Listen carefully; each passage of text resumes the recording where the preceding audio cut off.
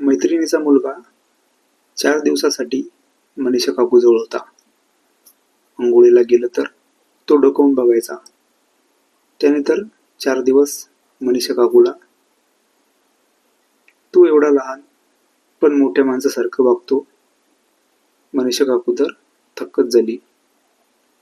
नमस्कार मित्रांनो, स्वागत आहे तुमचं आमच्या चॅनलमध्ये. तुम्ही जर अजून आमचं चॅनल सबस्क्राईब केलं नसेल तर चॅनलला सबस्क्राईब नक्की करा. धन्यवाद. मनीषा काकूच्या मैत्रीण 4 दिवसासाठी बाहेरगावी गेली होती. तिने 16 वर्षाचा मुलगा मनीषा काकूजवळ ठेवला होता. पण त्याने 4 दिवस असं काही केलं की मनीषा काकू तर थक्कच झाली होती त्याचं त्या प्रकारचं वागणं. मनीषा काकू यांचं वय 35 वर्ष होतं. त्या एकट्याच राहत. ते एका शिलाई मशीनच्या कंपनीमध्ये काम करत. त्यांच्यासोबत त्यांच्या वयाच्या खूप साऱ्या मैत्रिणी होत्या. पण त्यांच्या जवळची मैत्रीण छायामामी होती. छायामामी मनीषा काकूपेक्षा वयाने लहान होत्या.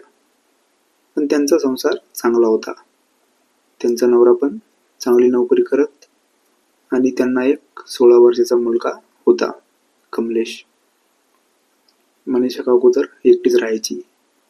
10 वर्षापूर्वी त्यांचं लग्न झालं होतं.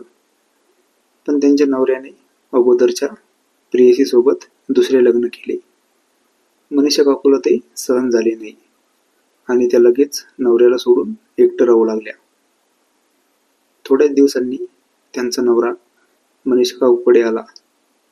पण मनीषा काकूंनी त्याला सांगितले की मला आता एकटं राहू द्या. मला कोणासोबत पण आता कोणतंही नातं नाही ठेवायचं. तेव्हापासून मनीषा काकू शिलाई मशीन चालवतात आणि एकटंच राहतात. कधी कधी त्या त्यांची मैत्रीण छायामामीकडे जात. छायामामीचा मुलगा कमलेश मनीषा काकू आली तर त्यांच्याकडेच एकटक पाहत. मनीषा काकूने खूप वेळा हे नोटीस केलं होतं, पण त्यांनी ते काही मनावर नाही घेतलं आणि नंतर त्या त्याला बोलायच्या. कमलेश पण मनीषा काकूला बोलत होता.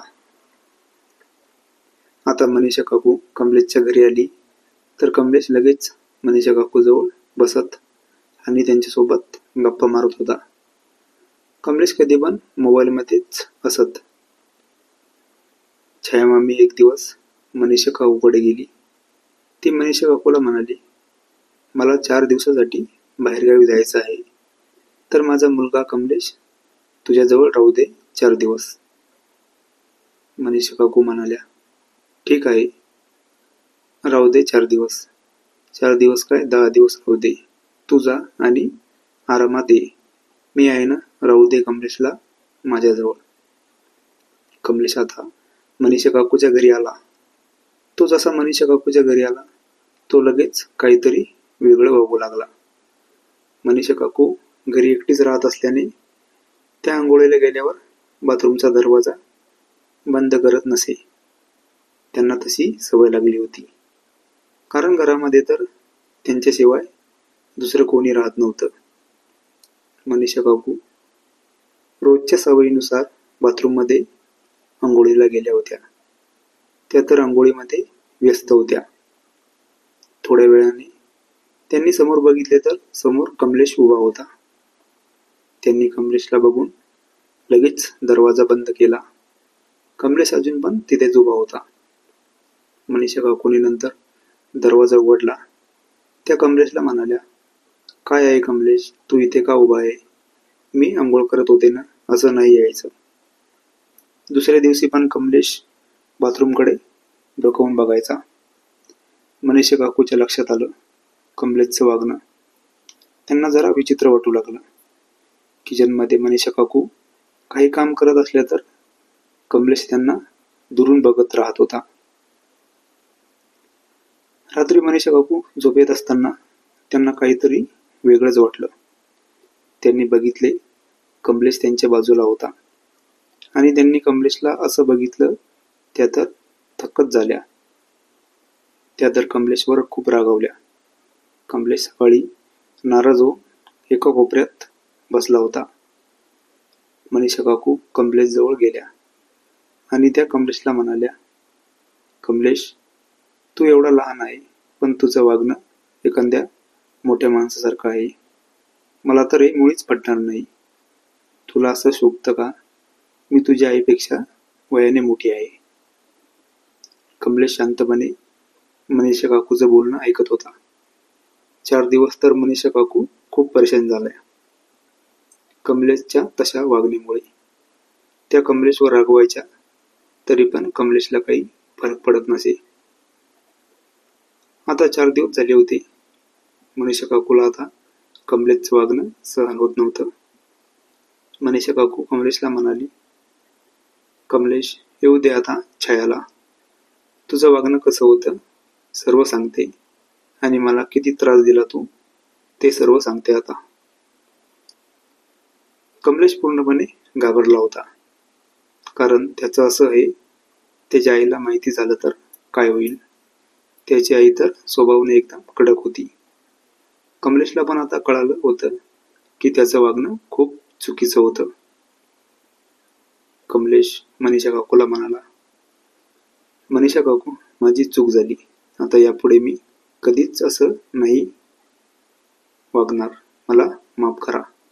प्लीज माझ्या आईला काही सांगू नका. ती काय विचार करेल माझ्याबद्दल. मनीषा काकू म्हणाली, हे तुला अगोदर समजायला पाहिजे होतं. आधी चूक करतो आणि नंतर माफी, असं नाही चालणार. कमलेशने मनीषा काकूला खूप विनंती केली. मनीषा काकूला वाटलं की एक वेळेस याला माफ करावं. अजून तो लहान आहे. यानंतर जर त्याच्याकडून चूक झाली तर नंतर बघू. मनीषा काकूने कमलेशकडून प्रॉमिस करून घेतलं की यापुढे तो असं कोणासोबत पण वागणार नाही आणि अशी चूक तो कधीच करणार नाही. नंतर कमलेशची आई आली. मनीषा काकूने काहीही नाही सांगितले. कमलेशने नंतर मनीषा काकू पुढे कान पकडले आणि यानंतर असं नाही वागणार असं त्याने मनीषा काकूला वचन दिले. ही कथा पूर्णपणे काल्पनिक असून वास्तविक जीवनाशी काहीही संबंध नाही. ही कथा फक्त मनोरंजनासाठी आहे. मित्रांनो, कथा आवडल्यास चॅनलला सबस्क्राईब नक्की करा. धन्यवाद.